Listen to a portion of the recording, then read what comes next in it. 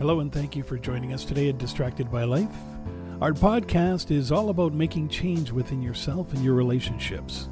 We share conversations, stories, and explore ideas coming from our lifelong journey of the high points and especially the low points where we learn to face our fears or cope with pain, loss, and failure. We do this in a discovery quest to establish patterns around our past and understanding whether we are tripping up from our past or being held hostage by it. We work on identifying ways to move forward, aligning our core values, and unlocking the keys to self-awareness, self-acceptance, self-compassion, and letting go of what is not serving you positively in life. A better you is always there, ready to explore in a new world. So let's begin. Hello and welcome to our series on radical self-care. You're listening to the third of 5 topics. This series is meant to help you refocus on your own self-care at work. Today, we'll be discussing work burnout. Joining us is Amal, who will help us explore each of these topics in this series. Hi, Amal, and welcome. Hi, Dan. Glad to be here, as always. I love this topic, not because it's pretty much what everyone suffers from burnout at one point or another, whether mentally, physically, in the workplace or on a personal level. Recently, I've been seeing this happen more and more with the fact that I know the pandemic had some people transition to working from home for a couple of years, and now people are returning and doing either a mix of hybrid or they return full on 5 days a week in the workplace, which involve the commuting and the waking up early and the stress about balancing your personal life with your professional life, especially when you have children in the mix. You are driving them to school, picking them up, trying to align your schedule, your meetings with the schedule of your kid, the picking up and drop off, who's doing the drop off, who's doing the pickup. Sometimes one parent has to carry it all, due to, let's say, another parent is working at a distance that is not able to do those, to take the load and become half.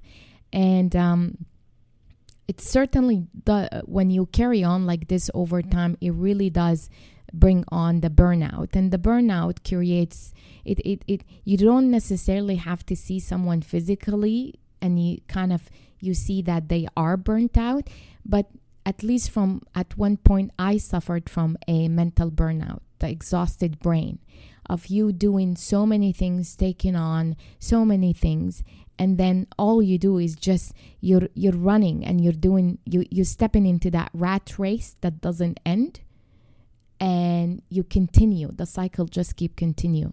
And then what makes it even a lot harder when we talk specifically on here in the workplace, because in the home, on a personal level, to some degree, actually, you do not to even some degree. Yes, there are obligations, but there is a degree of a control that you can take on the personal side aspect of your life.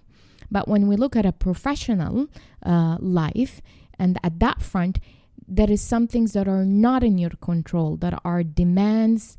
There are people who demanding so much of your time, having you work in projects in unreasonable hours, deadlines and turnaround you don't have a long enough runway to turn things around, and you are pressured to produce, to perform at the highest level you can possibly can. And if you don't do it, there are implications to that in the workplace. And so it is true that long hours can backfire. Research shows that stress and exhaustion cause a decrease in efficiency and increase in mistakes, meaning that productivity of people working 60 hours a week can be less than 2/3 that of those working 40 hours a week. But this is not the case for everyone. Burnout, as a survey of 7,500 full-time employees by Gallup,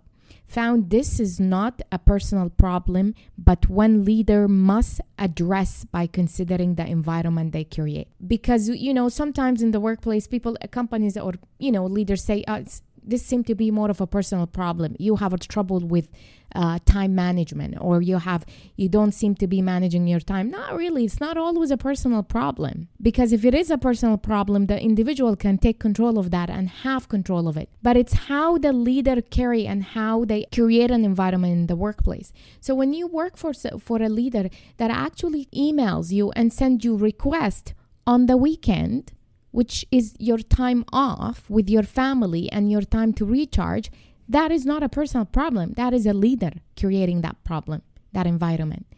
When you are being emailed after hours, and sure enough, if you're not saving life and you don't work for in an industry like doctors and nurses and whatnot, or firefighters, if you don't work in an industry that save life, you are emailing these people, your employees, after hours. At 9 o'clock, that's after hours. At 8 o'clock, 7 o'clock, still after hours.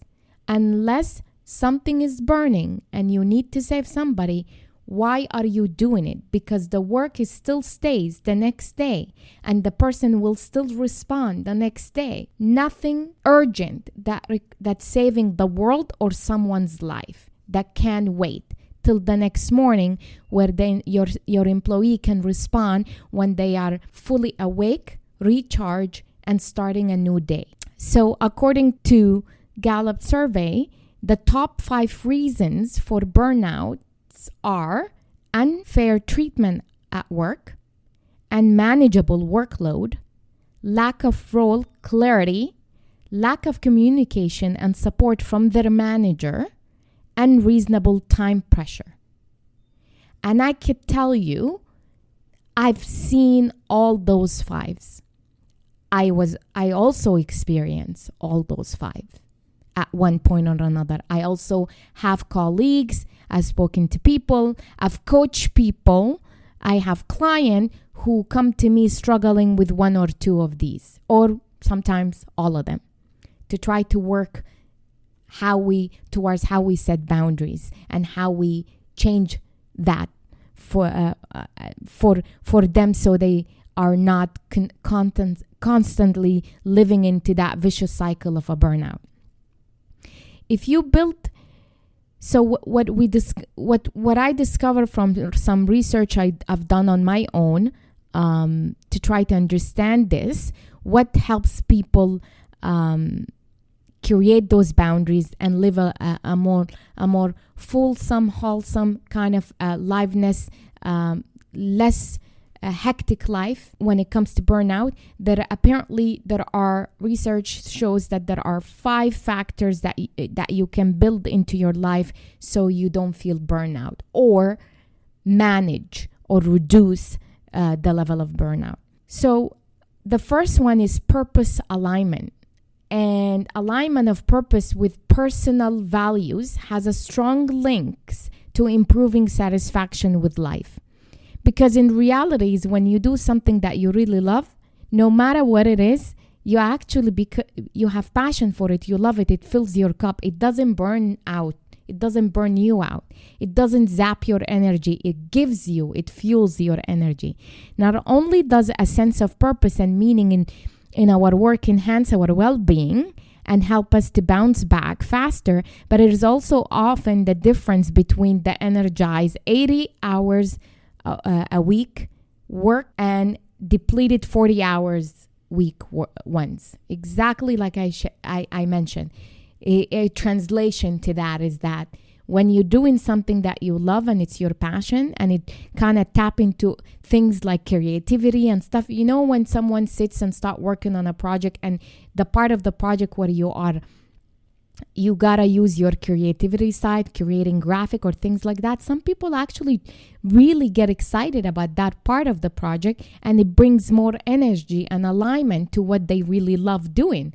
So when you take an overall project, it could be the implementation, the process, the steps, the meetings, the status update is what zap your energy. But there is one aspect of that project which could be the creativity side of creating these things from scratch. That could be the part where it actually fuels your energy.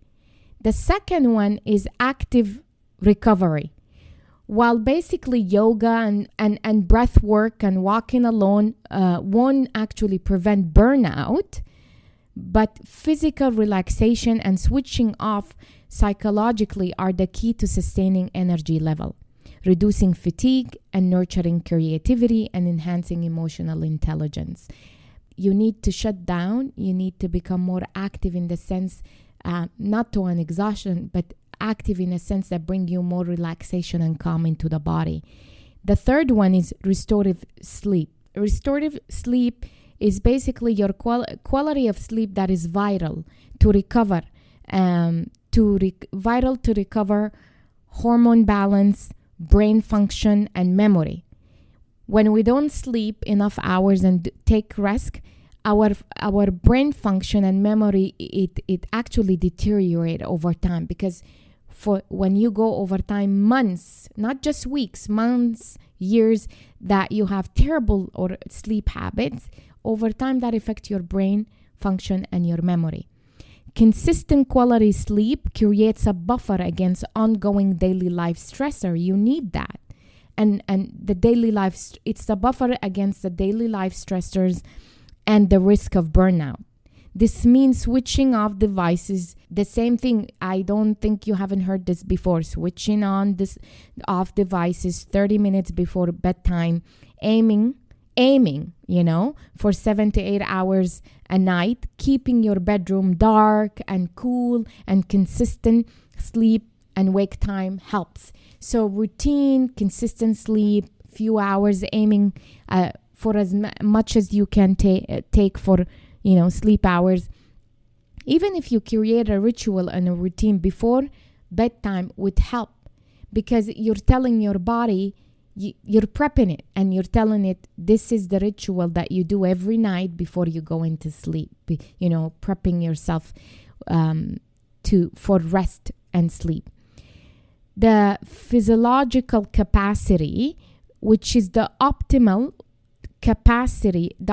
physiological capacity, refer to the body's ability to have reserves and adapt in a range of situations, especially in response to challenging tasks or stressful time. Physical activity enhances cognitive flexibility, boosts energy level, reduce chronic fatigue, boost mood, increase social cohesiveness, and reduce symptoms of mild depression. All buffers against future burnout. So being able to create and build this into your life to actually give you that capacity and the bandwidth to respond to challenging tasks or stressful time, physical activity is important. It enhances it, whether you be walking, whether you, again, doing yoga or exercise or whatever it is that helps you build those internal tools to be able to carry on and reduce burnout. The last one, which is social connectedness, flourishing relationship and connection with the community are fundamental to pleasure, meaning, and fulfillment in life. We are social beings who need both support and connection. We're hardwired for that. Quality time with those we love and we like and we respect provide a buffer from work stresses, re-energizes you, and gives you the support and the stability to navigate tricky patches. So social connectedness, a night out with friends, meeting friends for coffee, dinner, connecting with your loved ones, your extended family, gathering for holidays, whatever this may be, that helps fill your cup and give you that social connectedness. And obviously, the social connectedness piece is not just connecting with people for the sake of it, so you can check mark this box, but connecting with people that cares about you, that serve you well in life, that they mean something to you. And so recapping these 5 areas: purpose alignment, active recovery, restorative sleep, physiological capacity, and social connectedness, when you build those into your life, the idea or the intention behind it is to be able to support you with future burnout, to reduce future burnout. My final thoughts is thank you so much for joining me on this session. I hope the discussion and tips was helpful to you on how to approach burnout on a personal and professional level. As always, you make the journey worthwhile. May you be healthy and well. Back to you, Dan. Well, thanks, Amal. And thank you very much for joining us here at Distracted by Life. If you're interested to learn more, check out our other podcasts, of course, or hop online to Amal's website at amalcandido.com, where she talks about her coaching world covering life, leadership, and mindfulness, including links to popular podcasts and to her books as well. With that said, stay tuned for our next episode. And from Amal and myself, thanks again, and talk to you soon.